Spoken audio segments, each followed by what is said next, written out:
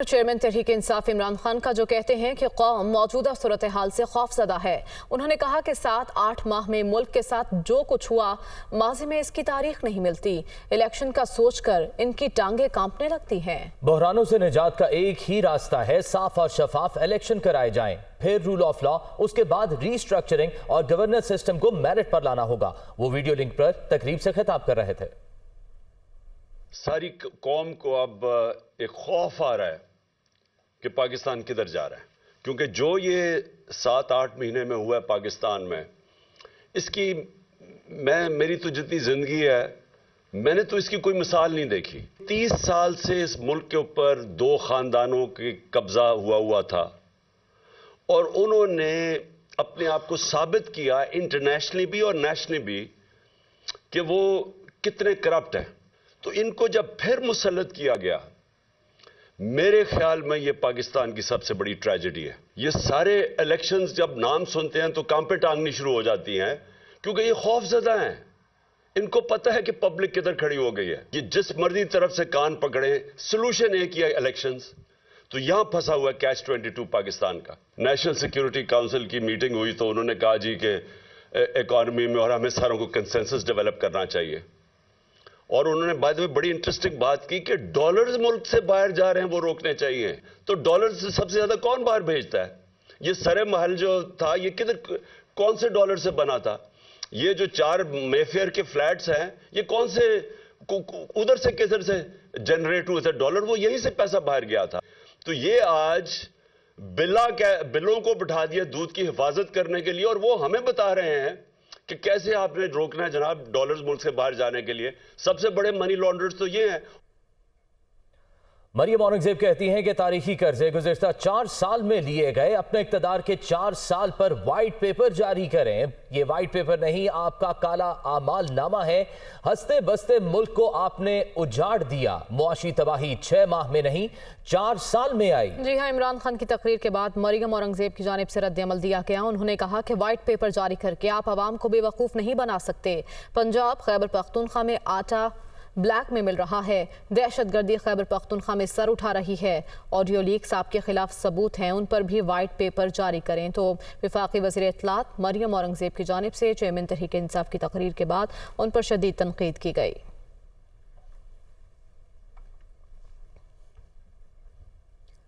وزیراعظم شہباز شریف کی زیر صدارت وفاقی کابینہ کا اجلاس ہوا، جس میں توانائی بچت منصوبے کی حتمی منظوری دے دی گئی۔ کاروبار رات 8:30 بجے جبکہ شادی ہالز رات 10 بجے بند کرنے کا فیصلہ کیا گیا ہے۔ وفاقی سرکاری اداروں میں بجلی کی کھپت 30% کم کرنے کا فیصلہ۔ 1 فروری سے پرانے ٹرانسپیرنٹ بلب اور 1 جولائی سے زائد بجلی استعمال کرنے والے غیر مؤثر پنکھے فیکٹریوں میں بنانے پر پابندی عائد۔ گیس سے چلنے والے گیزرز میں کونیکل بیفل کی تنصیب لازمی قرار دی گئی ہے۔ تمام سرکاری ادارے توانائی کے حوالے سے بجلی کی بچت والے آلات استعمال کریں گے۔ ملک بھر میں توانائی کی بچت کے حوالے سے اصلاحات کی جا رہی ہیں۔ پارلیمنٹیرینز کی علیحدہ ٹیکس ڈائریکٹری شائع کرنے کے لیے FBR سے کہا گیا ہے۔ ملک میں بھر میں موجود تمام شادی ہال جو ہیں 10 بجے جو ہے وہ بند ہو جائیں گے۔ مارکیٹیں جو ہیں وہ 8:30 بجے جو ہیں وہ بند ہو جائیں گی۔ اس پالیسی سے شادی ہال، ریسٹورنٹس اور مارکیٹوں کے یہ اگر ٹائم آبزرو ہوں تو 62 ارب روپے کی بچت ہوگی۔ بجلی سے چلنے والے غیر مؤثر پنکھے یعنی 1 جولائی 2030 کے بعد فیکٹریوں میں تیار نہیں کیے جا سکیں گے۔ بجلی سے چلنے والے غیر مؤثر انیفیشنٹ پنکھوں پر اضافی ڈیوٹی عائد کی جائے گی۔ اس سے تقریباً 15 ارب روپے کی بچت ہوگی۔ تمام سرکاری ادارے توانائی کے حوالے سے ایفیشنٹ انرجی، ایفیشنٹ بجلی کے پنکھے، LED بلب اور توانائی کے حوالے سے مؤثر آلات خریدیں گے۔ ملک بھر میں ہاؤسنگ کے شعبے میں بھی توانائی کی بچت کے حوالے سے اصلاحات کی جا رہی ہیں۔ یہ اصلاحات بلڈنگ کوڈز، ہاؤسنگ سوسائٹی کے بائی لاز میں شامل کی جائیں گی۔ وفاقی حکومت نے ملک میں توانائی کی بچت کے لیے ایک جامع پروگرام کا اعلان کیا ہے، جس کے مطابق تمام شادی ہالز رات 10 بجے جبکہ مارکیٹس 8:30 بجے بند ہوں گی۔ ان کا کہنا ہے کہ اس اقدام سے 62 ارب روپے کی بچت ہوگی، لیکن اس پر معاشی ماہرین کیا کہتے ہیں آئیے آپ کو دکھاتے ہیں۔ हुकूमत ने अभी जो हालिया दिनों में अनाउंस किया है कंजर्वेशन प्लान, इसका कोई खातिर ख्वाह रिजल्ट नज़र नहीं आता हुआ नज़र आ रहा है, क्योंकि 10 बजे के बाद मैरिज हॉल बंद किए जाएंगे, मार्केट्स को 8 बजे के बाद बंद कर दिया जाएगा।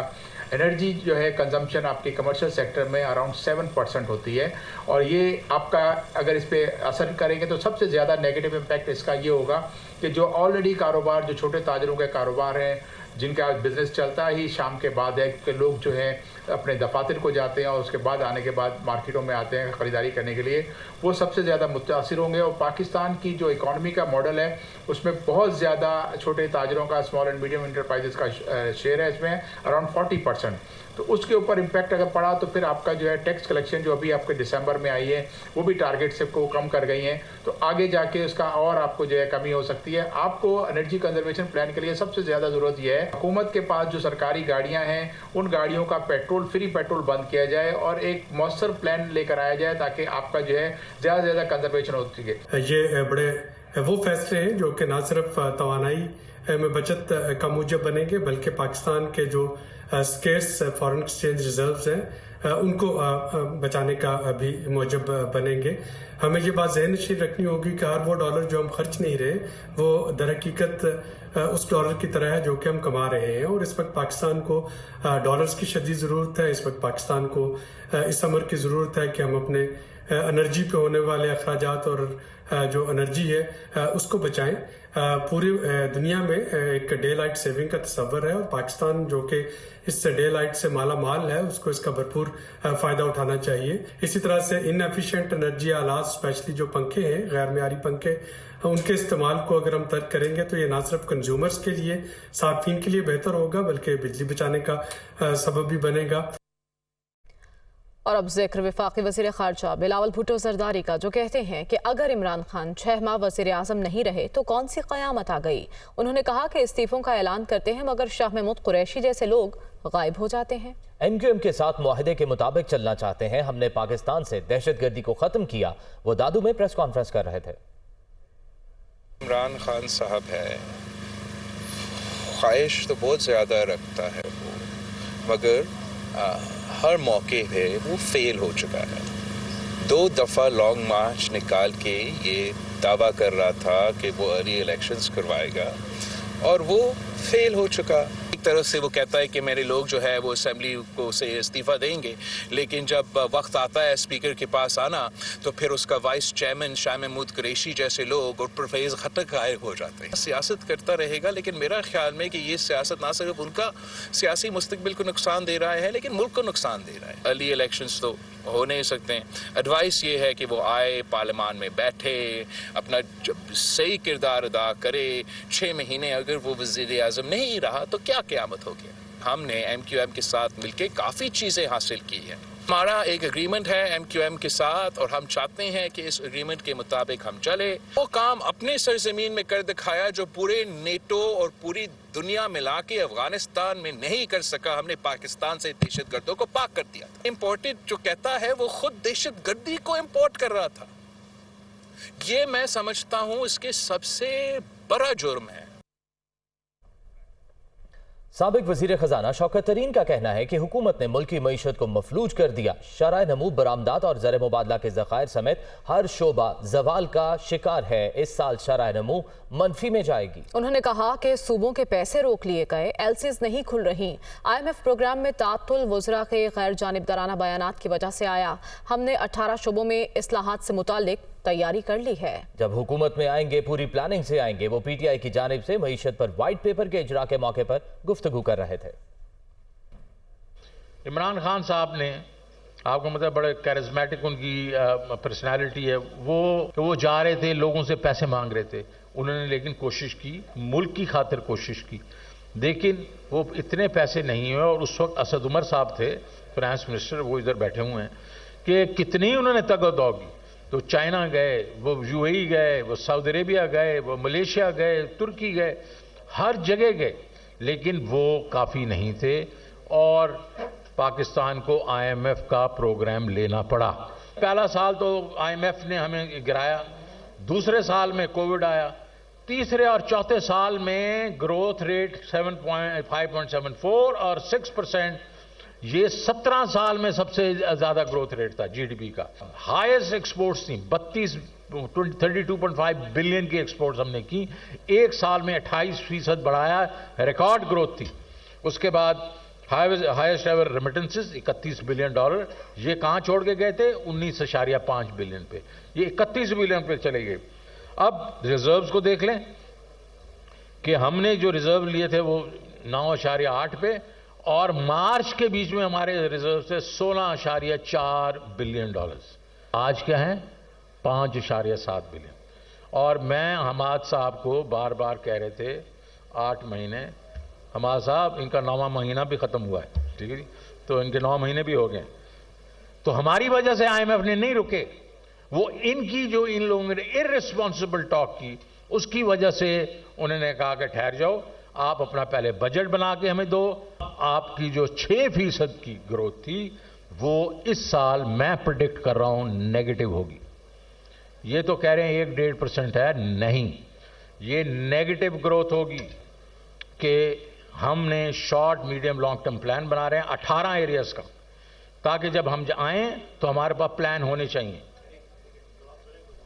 वज़ीर आला पंजाब चौधरी परवेज इलाही की ज़ेर सदारत गंदम के हवाले से आला सतह का इजलास हुआ। उन्होंने कहा कि गंदम खरीदारी की मद में हुकूमत पंजाब के कर्जों में 100 अरब रुपए की रिकॉर्ड कमी कर दी गई है। हुकूमती कर्जों में 100 अरब रुपए की कमी से आइंदा गंदम खरीदारी के अमल में बेहतरी आएगी। उन्होंने ये भी कहा कि किसान बगैर किसी मुश्किल के फौरी अदायगी का काम पंजाब हुकूमत की गो पंजाब ऐप से भी कर सकेगा। पंजाब में गंदम का डेली कोटा 23,000 मैट्रिक टन बढ़ा दिया गया है ताकि सस्ता आटा हर एक की पहुंच में हो। मज़ीद तफसीलात जान लेते हैं, लियाकत अंसारी हमारे साथ मौजूद है। लियाकत, आगाह कीजिएगा।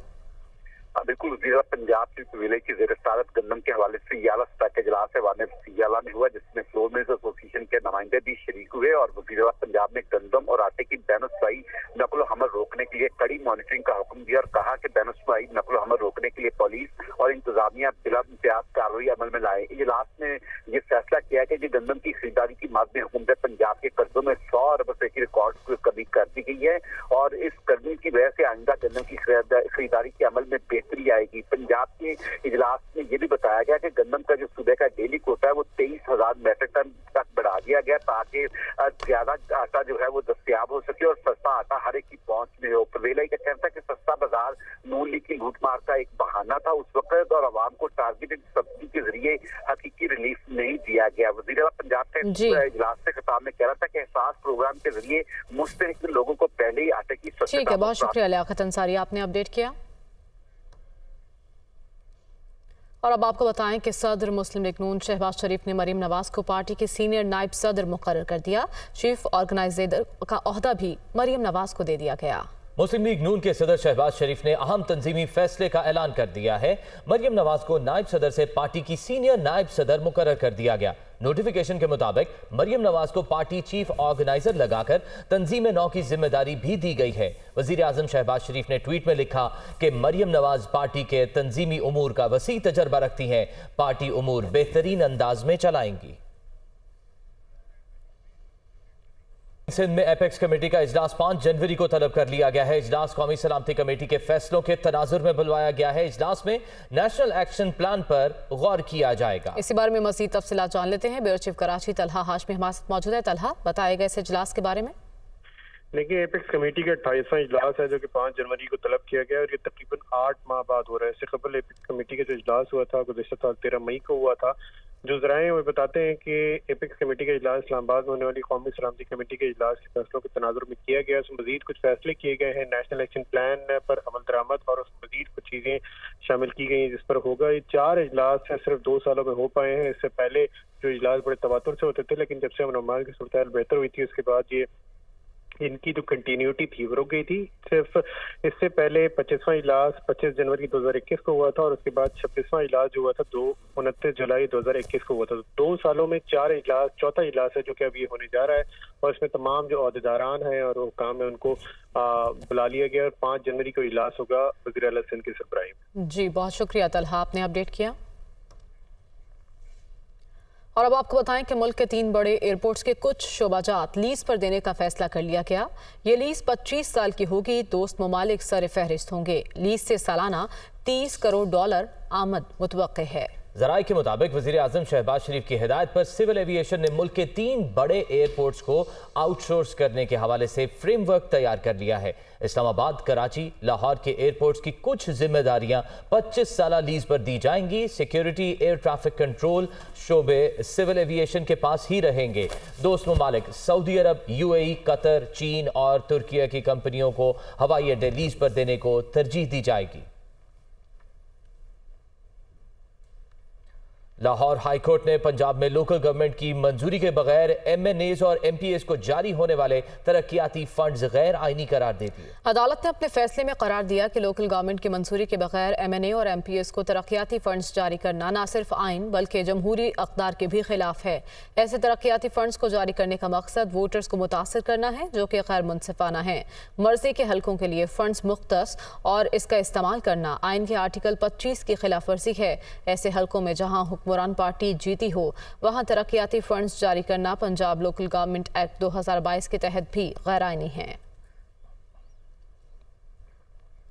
ادھر خیبر پختونخوا میں اپوزیشن نے ہیلی کاپٹر بل کو عدالت میں چیلنج کرنے کا فیصلہ کیا ہے۔ اس سلسلے میں قانونی ماہرین سے مشاورت بھی مکمل کر لی گئی۔ ہیلی کاپٹر بل کو عدالت میں چیلنج کرنے کی تیاریاں مکمل کر لی گئی ہیں۔ اپوزیشن ذرائع کے مطابق ہیلی کاپٹر بل سے متعلق تفصیلی کیس تیار کیا جا رہا ہے، جلد عدالت میں چیلنج کر دیا جائے گا۔ اپوزیشن اراکین کے مطابق ہیلی کاپٹر بل میں صرف ایک شخصیت کے لیے ترمیم کی گئی۔ بل آرٹیکل 115 اور 116 کے منافی ہے۔ خیبر پختونخوا حکومت نے وزراء کی تنخواہوں اور مراعات ترمیمی بل اسمبلی سے منظور کرایا تھا۔ اس کے ساتھ ہی نیوز اسٹوڈیو سے فی الوقت اتنا ہے۔